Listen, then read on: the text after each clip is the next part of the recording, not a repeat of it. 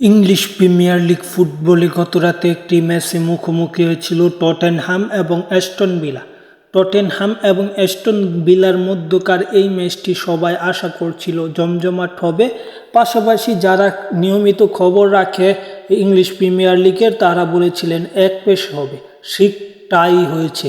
এই ম্যাচটি এক পেশেই হয়েছে। এই ম্যাচে 2-0 গোলে জিতেছে অ্যাস্টন ভিলা, টটেনহ্যামকে 2-0 গোলে হারিয়েছে তারা। ম্যাচের প্রথম অর্ধ গোল শূন্য ড্র থাকে এবং সেকেন্ড হাফে কোনিয়াসার 59 মিনিটের গোলে এগিয়ে যায় অ্যাস্টন ভিলা। তারপর কামারার 73 মিনিটের গোলে ম্যাচে 2-0 লিড নেয় অ্যাস্টন ভিলা এবং যতই সময় গড়াতে থাকে ম্যাচ নিজেদের দিকে এগিয়ে নেয় অ্যাস্টন ভিলা। শেষ পর্যন্ত ম্যাচটি তারা 2-0 গোলে জয় পায়।